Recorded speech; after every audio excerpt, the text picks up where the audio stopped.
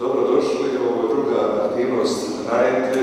Krenuli smo u Lipnju s predstavljanjem i profesorom Draženom Ivčićem, a večeras se s nama, svima nama, vjerojatno većini, apsolutno većini poznati, gospodin Nino Raspudić. Gospodin Nino Raspudić, koji je, kažu, oduševio javnost svojim nastupima u emisijama, TV emisijama Otvoreno i Nedjeljom u 2. Nino Raspudić razotkrija, raskrinkava, ogoljava na jedan stereotip koji je stvoren o Hercegovcu, plasiran u medijima, objašnjava zapravo pozadinu toga mita. Inače, on je viši asistent, uskoro i docent na talijanistici, na Osijeku za talijanistiku Filozofskog fakulteta u Zagrebu, završio je talijanski jezik, književnost i filozofiju, a upravo preko talijanistike, vjerojatno ćemo reći, pišući o berlusconizmu, postao je kolumnist Večernjeg lista, tomu je još i pisac i prevoditelj.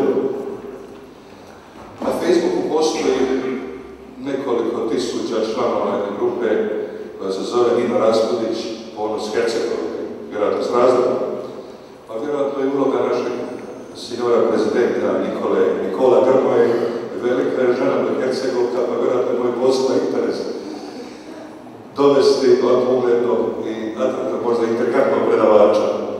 Večerašnja tema, naša tema je politička korektnost i dosljednost. Imali smo na temelju političke podobnosti, danas više govorimo o korektnosti ili dosljednosti i negacijama njihovi, naravno, nekorektnost i nedosljednost. Koliko su političari uvjerljivi, kredibilni, koliko su dosljedni, korektni, te kategorije, kao i mediji, njihovu navodnu nezavisnost, sintagmu civilno društvo, pa isto tako i svjetonazor koji mediji kreiraju i određeni favoriziraju, namećući, pretpostavljajući, vjerojatno jedan kao ispravan, znači nedemokratski koji je samo jedan ispravan, o tome je naš gost Nino Raspudić večeras govorio. Primarno neće biti položaj Hrvata u Bosni i Hercegovini, možemo se vjerojatno toga dotaknuti kroz pitanje, raspravu koje on očekuje i poželjno su, znači ne samo jedan na televiziji, bit će prigode za pitanja, komentare. Eto, dao riječ sad našem predavaču i vidimo ovdje se u priličnom broju, možda smo trebali ići na toga veću salu, eto ovaj prostor isto tako ima nekakve komparativne prednosti koje ćemo nastaviti iskoristiti. Hvala i dajem riječ gospodinu Nino Raspudiću. Zahvaljujem, pozdravljam vas sve.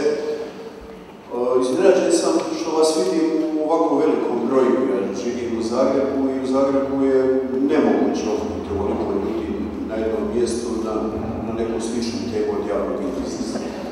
Tako da ovo još jednom potvrđuje da postoji interes javnosti za neke teme koje nisu na pravi način artikulirane u našim velikim službenim medijima.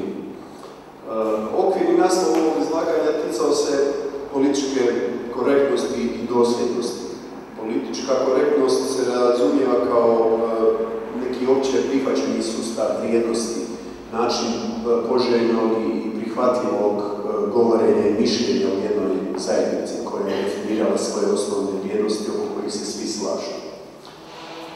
Problem hrvatskog društva i hrvatske javnosti je ono što je navodno svima jasno i što je samo razumljivo, što tako nije i što to politički korektno, prihvatljivo, navodno normalno skriva partikularne političke interese.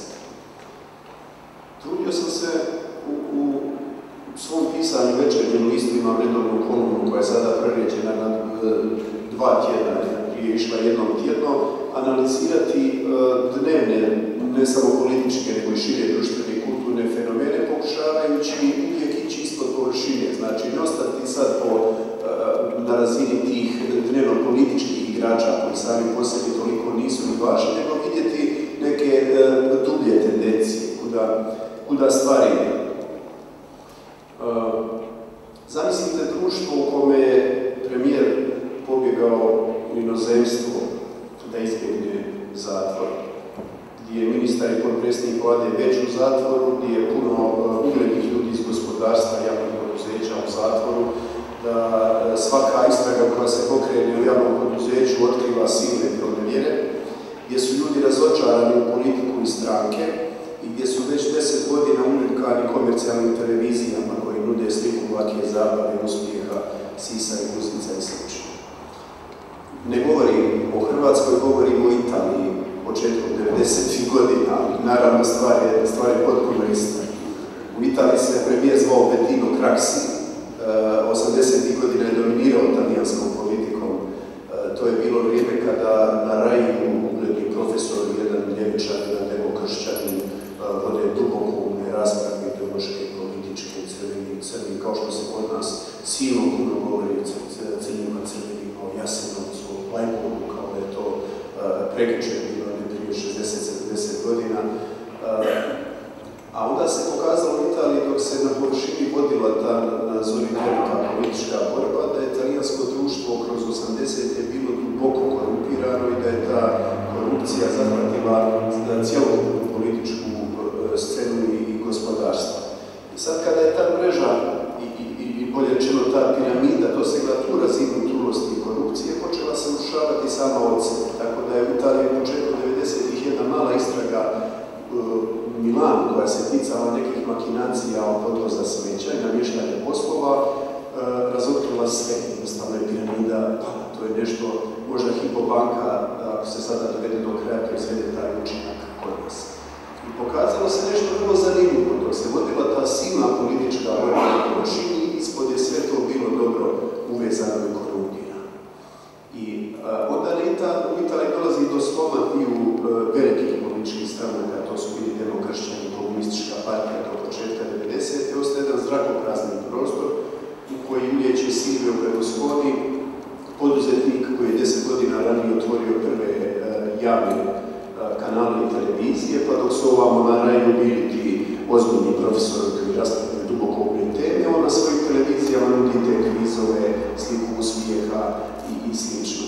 Sad, to je zanimljivo u Hrvatskoj. Znači, s jedne strane se puno govori o partizanima, ustašama, o stvarima naših djedova i pradjedova, koji naravno dobro je da se i to raspravi, da se stvari stavljaju na čistac. Ali bitne stvari se događaju negdje drugo. Bitne stvari su u biznisu, bitne stvari su u komercijalnim televizijama, u kontroli medija.